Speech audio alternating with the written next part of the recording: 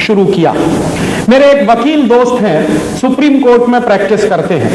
मैंने उनसे पूछा कि भारत में ब्रिटेन की महारानी आए और उसको बिना वीजा के भारत में घुसने की परमिशन मिले, इस बात की कोई लीगल वैलिडिटी है क्या? तो उस वकील ने मुझे कहा कि हाँ राजीव भाई, इस बात की पूरी लीगल वैलिडिटी है कि ब्रिटेन की रानी को भारत में आने के लिए वीजा लेने की जरूरत नहीं है। तो मैंने उन वकील से कहा कि यह सिर्फ एक स्थिति में होता है, ऐसी लीगल वैलिडिटी एक ही स्थिति में होती है, और वो स्थिति क्या होती है कि मान लीजिए आप जब हिंदुस्तान से अमेरिका जाएं या इंग्लैंड जाएं या फ्रांस जाएं या किसी भी देश में जाएं और वापस अपने देश में लौटें, तो आपको वीजा नहीं पूछा जाएगा, आपका पासपोर्ट भी चेक नहीं किया। क्यों? क्योंकि आप अपने ही देश में वापस लौट रहे हैं। तो आप जिस देश के नागरिक हैं, उसी देश में जब आप वापस लौटते हैं तो आपको ना तो वीजा पूछा जाता है ना पासपोर्ट पूछा जाता है। तो मैंने मेरे वकील दोस्त से कहा कि ब्रिटेन की रानी को अगर वीजा नहीं पूछा गया, पासपोर्ट नहीं पूछा गया, तो मैं ये मानूं क्या कि ब्रिटेन की महारानी हिंदुस्तान की नागरिक है? तो उन्होंने कहा कि हां ऐसा है। तो मेरे तो होश उड़ गए। मैंने कहा आप क्या कह रहे हैं? उन्होंने कहा मैं बिल्कुल ठीक कह रहा हूं। तो मैंने कहा कि अगर ब्रिटेन की महारानी हिंदुस्तान की नागरिक है और इस बात की लीगल वैलिडिटी है, तो हमारी आजादी का मतलब क्या है? हम अभी तक जितने लोगों के विचारों को सुने, उसमें संविधान की समस्याओं की जड़ पर किसी की उंगली अभी तक नहीं गई। हम संविधान की समस्या की जड़ को थोड़ा सा कुरेदेंगे, क्योंकि समस्या संविधान में नहीं है। संविधान जहां से निकल के आया है, समस्या वहां पे। सबसे पहले यह देखिए कि संविधान बना किन परिस्थितियों में। द्वितीय विश्व युद्ध हो चुका था, ब्रिटेन पूरी तरह तबाह हो चुका था। नेताजी सुभाष चंद्र बोस ने आजाद हिंद सरकार का गठन कर लिया था, सेना का नहीं, आजाद हिंद सरकार का गठन कर लिया था, और उस सरकार को विश्व के 11 देशों ने मान्यता दे दी थी। आजाद हिंद सरकार ने एक अपना बैंक स्थापित कर दिया था, जिसने आजाद हिंद सरकार की मुद्राएं प्रकाशित करना शुरू कर दी थी। 40,000 लोगों को उन्होंने अपनी आजाद हिंद फौज में भर्ती कर लिया था, और मोइरांग से इंफाल तक उन्होंने अपना कब्जा कर लिया था। यह परिस्थिति थी हमारे देश की। बंगाल का हर इंसान नेताजी सुभाष चंद्र बोस के स्वागत के लिए अपने दरवाजे पर हथियार लेके खड़ा था कि नेताजी की फौज आ जाए और मैं उसके साथ हिंदुस्तान के अंदर से अंग्रेजों को भगाने के लिए निकल पड़ूंगा। यह परिस्थिति थी हमारे देश की। हमारे देश के अंदर फरवरी 1946 में नौसेना ने विद्रोह कर दिया था। अंग्रेज परस्ती से इंकार कर दिया था नौसेना ने। अप्रैल 1946 में ब्रिटिश इंडिया की पुलिस ने हड़ताल कर दी थी। जुलाई में डाक विभाग ने हड़ताल कर दी। जिस डाक विभाग के बड़े बड़े चर्चा अभी करके गए हैं, उस डाक विभाग ने अंग्रेज की दासिता से इंकार कर दिया था। उसने कहा था मैं नहीं मारता ब्रिटिश गवर्नमेंट की सरकार को। रेल ने अगस्त 1946 में हड़ताल का नोटिस दे दिया था ब्रिटिश गवर्नमेंट को। 1964 में जब एटली, जो उस समय ब्रिटेन के प्रधानमंत्री थे, वो जब भारत आए और बंगाल के गवर्नर के राज्यपाल भवन में रुके, तो उन्होंने कहा कि हिंदुस्तान को आजाद करना हमारी मजबूरी थी। इसके साथ बहुत लोग मेरे इस विचार से असहमत होंगे, लेकिन मैं फिर भी इस बात को कहता हूं कि भारत की आजादी का श्रेय किसी भी भारतीय नेता को नहीं जाता।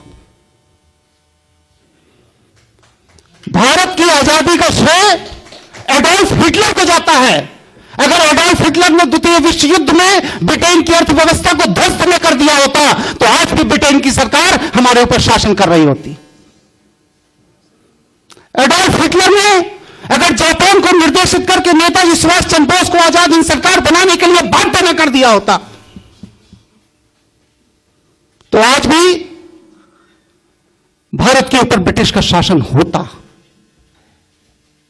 ये विश्व स्तरीय परिस्थितियां थी जिन परिस्थितियों में हमारा संविधान निकल के आया। कैबिनेट मिशन भेजा गया, उसने यहां पर आकर विभिन्न नेताओं से चर्चा की, बातचीत की और जाकर रिपोर्ट सबमिट की उसने बाकायदे कि भारत के अंदर एक नेहरू ही एक ऐसा नेता है जो कमजोर व्यक्तित्व का है और उसको किसी भी महिला के माध्यम से पटाया जा सकता है। रिपोर्ट सबमिट की, ब्लैक एंड व्हाइट में, वहां के पार्लियामेंट्री डिबेट में। और बस इन नेहरू को पटाने के लिए माउंटबेटन को इस्तेमाल किया गया। उस समय वो वर्मा में लड़ाई कर रहे थे, उसकी अध्यक्षता कर रहे थे, उनको वहां से विड्रॉ किया गया और बेबिल को यहां पर, जो कि इस समय यहां का वाइसराय था, उसको विड्रॉ करके माउंटबेटन को, एडवीना और उनकी बेटी पामिला, इन तीनों को भारत में तैनात किया गया और एडवीना को प्रोजेक्ट दिया गया कि 2 साल के अंदर बस हिंदुस्तान की तबाही का 2 साल के लिए तुम्हें मौका दिया जाता। हम लोग बड़े गर्व से कहते हैं कि भारत का संविधान अंबेडकर जी ने बनाया। गलत है सूचना। भारत के संविधान निर्माण के लिए 6 कमेटियों का गठन किया गया था और भारत का संविधान जो निर्मित होकर के आया, जो बाहर निकल के आया, वो भीमराव अंबेडकर की देन नहीं तो जवाहरलाल नेहरू की देन थी। जवाहरलाल नेहरू ने जो कार्यकारिणी समिति का गठन किया, उस कार्यकारिणी समिति में उनके साथ में कौन कौन था? आसफ अली, के एम मुंशी, के टी शाह, के शांताराम, हुमायूं कबीर, डी आर गाडगिल। इन 7 लोगों ने मिलकर के भारत के संविधान के प्रारूप को रचा था। डिबेट हो जाने के बाद अंबेडकर को दिया गया कि अब इसका फाइनल शेप आप बनाओगे। और जवाहरलाल नेहरू को अपनी योग्यता पर विश्वास नहीं था।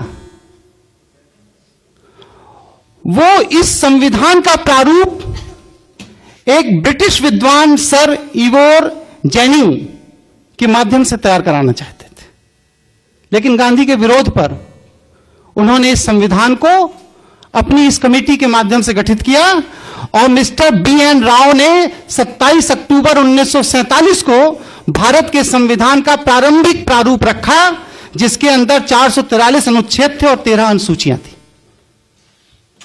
बात को इसी पर डिबेट हुई। हमारे यहां से कहा गया है साहब भारत के संविधान में विश्व के बड़े बड़े देशों से बड़ी बड़ी चीजें ले ली गई। हमने सूचीबद्ध किया। संवैधानिक आपका पार्लियामेंट्री सिस्टम जो है वो ब्रिटेन से लिया गया, जिसके हम गुलाम थे। मौलिक अधिकार, संविधान की सर्वोच्चता, संघवाद में उपराष्ट्रपति, वित्तीय आपदा, ये सब हमने अमेरिका के संविधान से लिया। अमेरिका का संविधान क्या है? ब्रिटिशर्स जिन्होंने जाकर के वहां से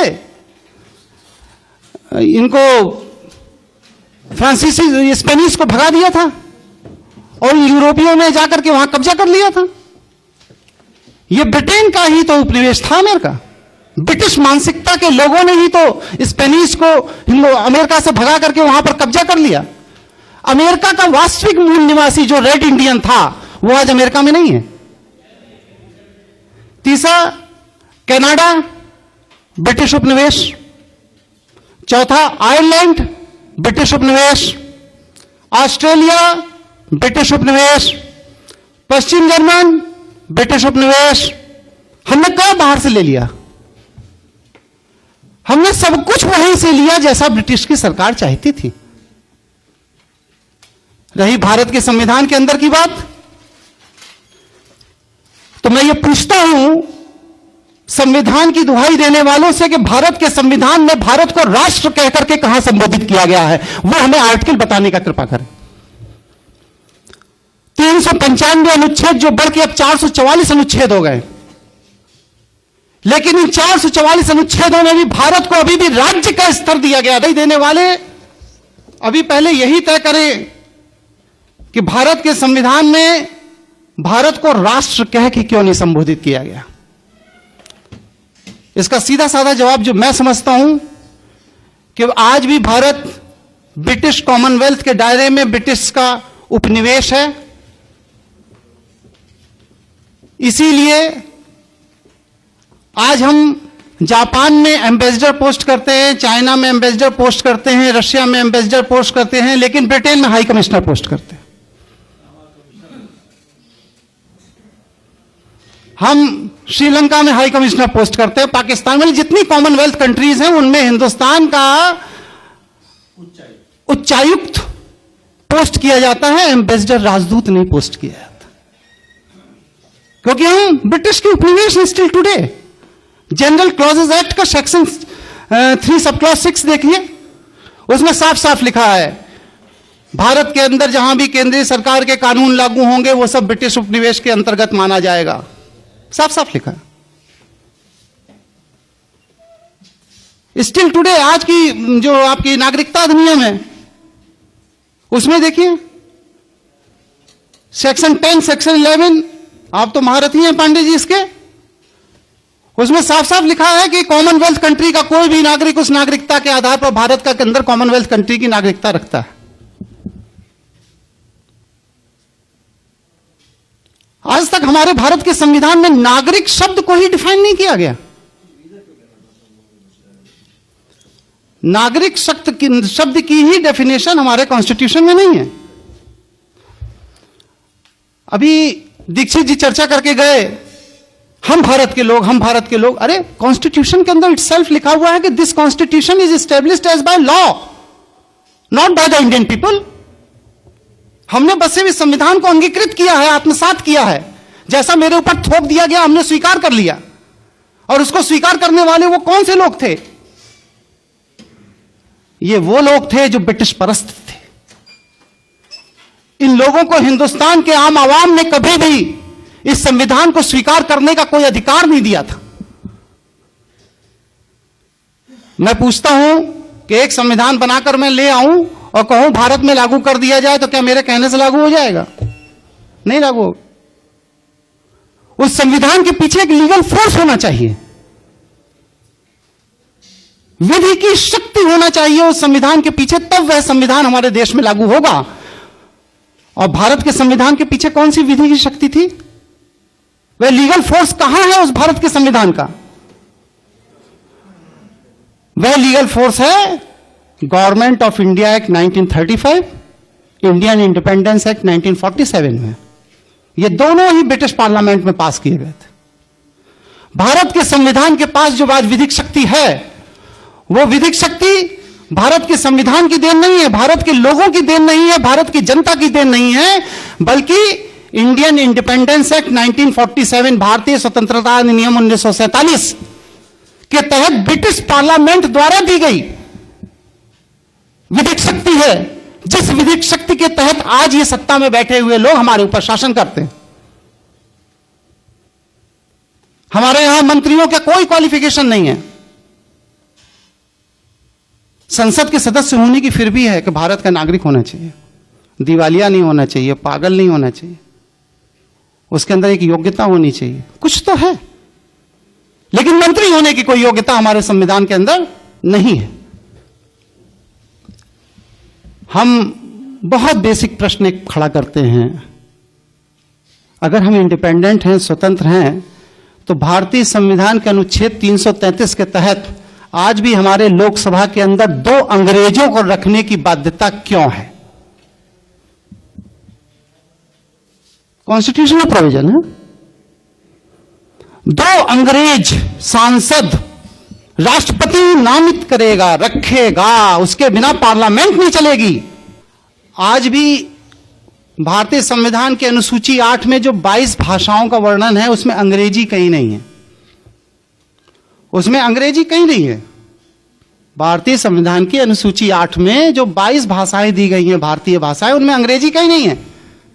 लेकिन फिर भी हमारे पार्लियामेंट, हमारी विधानसभाएं और हमारी हाई कोर्ट और सुप्रीम कोर्ट अपनी सारी प्रोसीडिंग का रिकॉर्ड इंग्लिश भाषा में रखने के लिए बाध्य, उसकी मजबूरी है, क्योंकि वह ब्रिटेन की राष्ट्रीय भाषा, आप उसके उपनिवेश हो, आपको रखना पड़ेगा। बहुत से ऐसी चीजें हैं, करीब 160 क्वेश्चंस हैं मेरे इस संविधान को लेकर के। अब समय का अभाव है, वत्स जी की मुस्कुराहट, हाँ वत्स जी की मुस्कुराहट देख के लग रहा है, हाँ ये मैं सर्कुलेट कर दूंगा, लेकिन बस 1-2-3 पॉइंट अपनी बात कह करके मैं मामले को खत्म करता हूं। मैं ये संविधान विशेषज्ञों के सामने ये जानना चाहता हूं कि हमारा देश संविधान से चलता है या संवैधानिक विधि से चलता है, ये चीज क्लियर होनी चाहिए, क्योंकि संविधान के अंदर बहुत सी ऐसी चीजें नहीं हैं जो हमारे देश की सरकार को चला रही है, जैसे मंत्री का त्याग पत्र। संविधानविदों से मैं ये जानना चाहता हूं कि भारतीय संविधान के किस अनुच्छेद में मंत्री को त्याग पत्र देने का अधिकार है। जैसे कि बिना सदन की सदस्यता के प्रधानमंत्री बना देना, किस अनुच्छेद में यह अधिकार। जैसे कि मंत्री का सदन के अंदर बैठकर मत देना,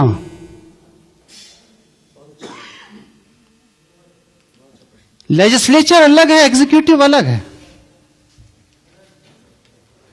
इसकी खिचड़ी कैसे बना दी जाती है। कॉन्स्टिट्यूशन में कहां प्रोविजन है कि मंत्री सदन के अंदर बैठ करके सांसदों के साथ मत देगा और बिल पास कर देगा। जैसे कि न्यायमूर्ति और न्यायाधिपतियों की नियुक्तियों में लॉ मिनिस्टर का हस्तक्षेप।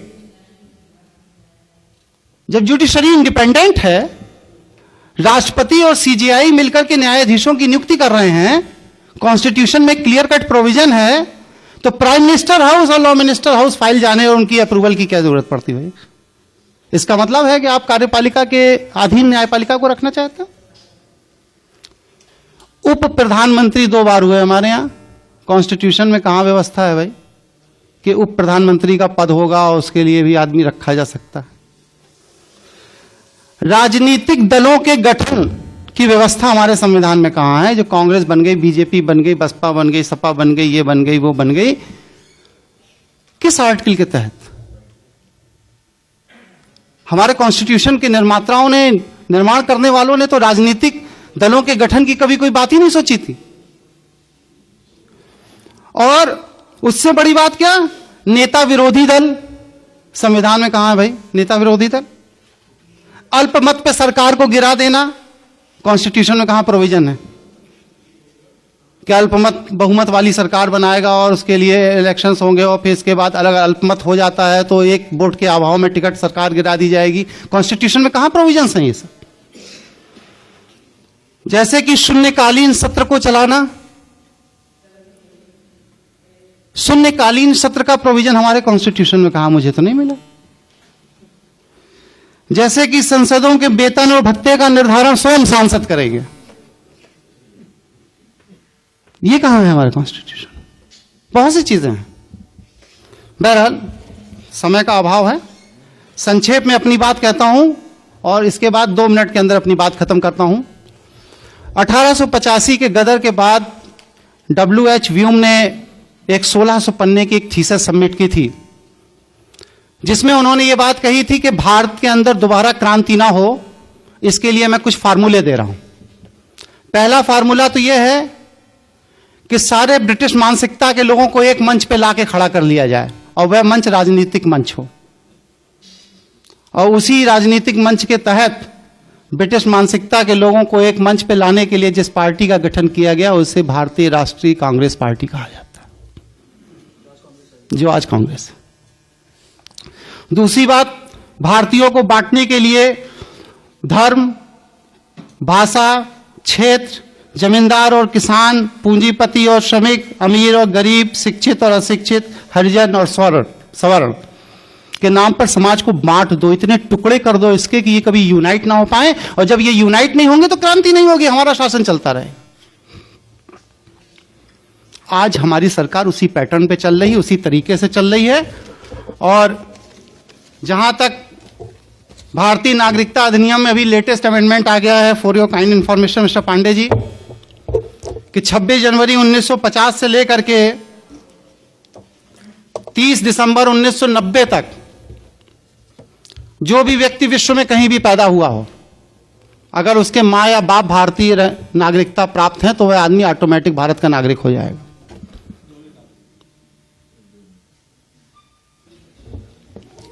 तो ये जो सुनियोजित षड्यंत्र जो हमारे देश को दोबारा कब्जा करने का हो रहा है, इसके लिए हम बुद्धिजीवियों की आपस में चर्चा की जरूरत है। समय का अभाव है, लेकिन मैं एक अनुरोध करूंगा और इसके बाद अपनी बात खत्म करूंगा कि अगली बार 2 दिन का आप सत्र चलाइए और हर व्यक्ति को पूरी बात कहने का मौका दिया जाए। इसके बाद बात समाप्त करता हूं। धन्यवाद।